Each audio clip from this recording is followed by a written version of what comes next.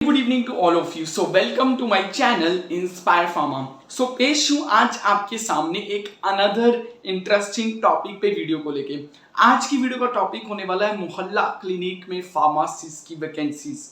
It's a very good opportunity for the all the pharmacist. मैं बताऊंगा कि कौन कौन से लोग अप्लाई कर सकते हैं और कितनी क्या क्या वैकेंसीज है, कौन सी साइट पे है, ये सारी इंफॉर्मेशन, कब इसका इंटरव्यू है, कब इसकी लास्ट डेट है, वो सारी, और जॉब में क्या क्या करना पड़ेगा, क्या क्या डॉक्यूमेंट्स लेके जाने हैं। सो सारी चीजें जो हैं मैं आपको अपनी इस वीडियो में बताऊंगा। सो मोहल्ला क्लिनिक में फार्मासिस्ट रिक्रूटमेंट, जैसे कि मैं अपनी एक वीडियो बना चुका हूं कि मोहल्ला क्लिनिक में फार्मासिस्ट क्या काम होता है, फार्मासी को कितने पैसे मिलते हैं, वो सारी चीजें जो है मैं बता चुका हूं। तो इस वीडियो में बताऊंगा वैकेंसीज जो न्यू अभी फार्मासिस्ट के लिए आई हैं। तो 17 सितंबर को NHM यानी कि national health mission .career, this is a site, मैं लिंक शेयर कर दूंगा। उस साइट में एडवर्टाइजमेंट आई है कि मोहल्ला क्लिनिक में फार्मासिस्ट के लिए वैकेंसीज है। Not only for pharmacist, MBBS doctors के लिए भी एंड अदर क्लिनिकल असिस्टेंट के लिए भी वैकेंसीज निकली हुई हैं। बट हम अभी फार्मासिस्ट की वैकेंसीज के बारे में बात करेंगे। मैं आपको पहले बता चुका हूँ, थोड़ा सा समराइज कर देता हूँ। मोहल्ला क्लिनिक आम आदमी पार्टी के अंडर खोले जा चुके हैं, जिसमें फार्मासिस्ट को 50 पेशेंट्स पर डे पैसे तो मिलते ही मिलते हैं। 50 पेशेंट इंटू 12, इतने पैसे परमानेंट हैं। अगर उससे ज्यादा पेशेंट हो जाते हैं तो पर पेशेंट 12 रुपए जो है फार्मासिस्ट को प्रोवाइड किए जाते हैं। ठीक है, तो ये मैं वीडियो में बता चुका हूं। तो एडवर्टाइजमेंट 17 सितंबर को आई थी, 2 अक्टूबर लास्ट डेट है इसे अप्लाई करने का एंड 6 अक्टूबर को इसका जो होगा वो interview, walk in interview conduct किया जाएगा और एटलीस्ट 4-5 दिनों में और विद इन अ वीक इसका रिजल्ट भी आ जाएगा और फार्मासिस्ट को रिक्रूट किया जाएगा इसमें। ठीक है, तो पहले जो इनिशियली जब आम आदमी पार्टी के लिए इनिशियली जब मोहल्ला क्लिनिक के लिए फार्मासिस्ट रिक्रूटमेंट हुई थी, तो पहले टेस्ट भी होता था, फिर वॉक इन इंटरव्यू होता था, इंटरव्यू होता था जो उस टेस्ट को क्लियर कर जाते थे। अब सीधे वॉक इन इंटरव्यू है। So it's a very good opportunity for all the pharmacist. और अब बात करते हैं क्या रिक्वायरमेंट होनी चाहिए कि कौन कौन अप्लाई कर सकता है। ये तो चलो पता है कि डी फार्मा और बी फार्मा जिसने किया वो अप्लाई कर सकते हैं, बट रजिस्ट्रेशन होना बहुत इंपॉर्टेंट है। एंड अगर आपकी फार्मेसी काउंसिल में रजिस्ट्रेशन है, तभी आप एज ए फार्मासिस्ट वहां पे रजिस्टर्ड हुआ, तभी आप इसके लिए अप्लाई कर सकते हो। क्लियर। और ओनली पंजाब में अगर आपने फार्मेसी की है और पंजाब में आपकी रजिस्ट्रेशन है, तभी आप मोहल्ला क्लिनिक में फार्मासिस्ट की पोस्ट के लिए अप्लाई कर सकते हो।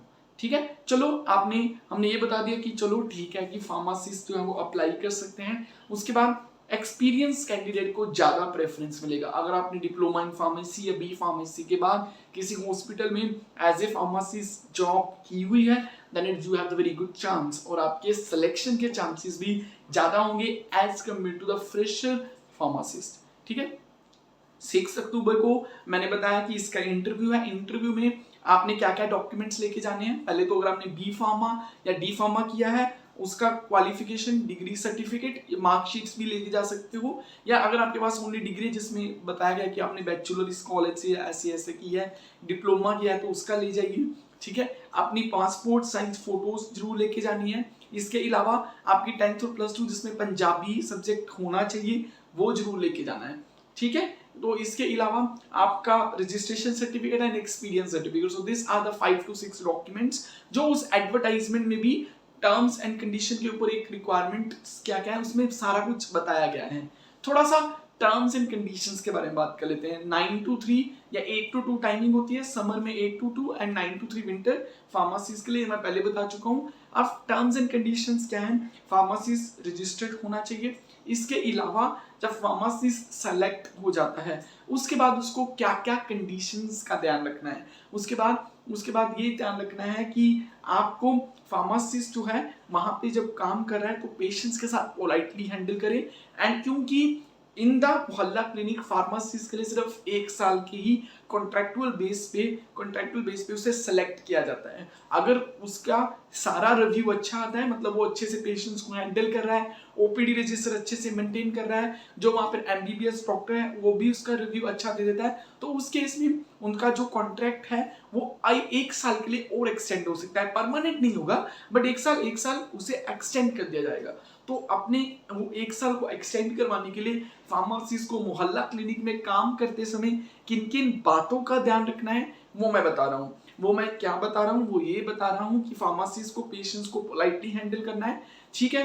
अब फार्मासिस्ट जो है उसे फर्स्ट ईयर कॉन्ट्रैक्ट बेस में ज्यादा लीव्स लेने के लिए नहीं दिया, ज्यादा लीव्स देने के लिए अलाउड नहीं किया जाएगा। और अगर आप उस मोहल्ला क्लिनिक में 3 दिन से ज्यादा एब्सेंट पाए जाते हो तो आपको जॉब से उसी समय टर्मिनेट किया जा सकता है। इसके अलावा अगर एक फार्मासिस्ट खुद मोहल्ला क्लिनिक की जॉब छोड़ना चाहता है तो उसे 1 मंथ का नोटिस पहले देना पड़ेगा। 1 मंथ के नोटिस दिए बिना आप उस मोहल्ला क्लिनिक से जॉब नहीं छोड़ सकते हो। ये सारी टर्म्स एंड कंडीशंस उस एडवर्टाइजमेंट में भी बताई गई हैं, जो मैं आपको थोड़ी बहुत एक्सप्लेन भी कर रहा हूँ, ठीक है। इसके अलावा जो डॉक्टर्स हैं एमबीबीएस डॉक्टर, वो वहां पे छोटी मोटी सर्जरी जैसे वुंड इन्फेक्शन, वुंड सर्जरी कर सकते हैं, और उसके लिए फार्मासिस्ट को उसके असिस्ट और उसको हेल्प, एमबीबीएस डॉक्टर को हेल्प जरूर करनी पड़ेगी। ओपीडी रजिस्टर बहुत इंपॉर्टेंट है मेंटेन करना, पेशेंट कितने हैंडल किए, कौन कौन सी मेडिसिन दी, कौन कौन सा स्टॉक आज प्रेजेंट है, कौन कौन सी मेडिसिन कितने कितने पेशेंट्स को कब दी गई हैं, वो सारा रिकॉर्ड मेंटेन होना बहुत इंपॉर्टेंट है,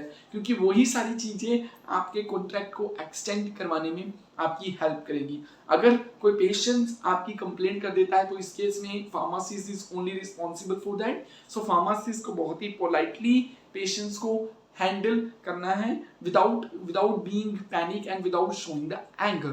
this is a very important thing. इसके अलावा अगर आप मान लो कि आप मेडिकली किसी रीजन की वजह से नहीं आ सकते, तो आप अपने वहां पे जो मेडिकल ऑफिसर है, एमबीबीएस डॉक्टर, उनको पहले से रिपोर्ट कर दीजिए ताकि कोई और अरेंजमेंट की जा सके, ओके।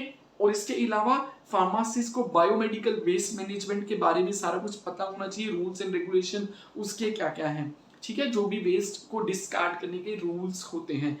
तो ये सारी चीजें उसे ध्यान में रखनी है। फार्मासिस्ट के लिए बहुत अच्छी जॉब अपॉर्चुनिटी है, आप जो है इसके लिए अप्लाई कर सकते हो। नॉर्मली इंटरव्यू में क्या क्या क्वेश्चन पूछे जा सकते हैं, नॉर्मली इंटरव्यू में पूछा जाएगा कि कहाँ से फार्मेसी की या एक्सपीरियंस सर्टिफिकेट है, तो वहाँ पे आप कौन कौन सी मेडिसिन को हैंडल करते थे, कौन कौन सी दवाइयाँ होती थी वहाँ पे, कितने साल काम किया है, कौन से हॉस्पिटल में काम किया है, किस किस तरह के पेशेंट्स आते थे, ओपीडी रजिस्टर में क्या क्या डिटेल्स हैंडल करनी होती हैं, क्या क्या डिटेल्स मेंटेन करनी होती हैं, ये सारी चीजें पूछी जा सकती हैं। तो आप इंटरव्यू की तैयारी कीजिए, आपके लिए अच्छी अपॉर्चुनिटी है।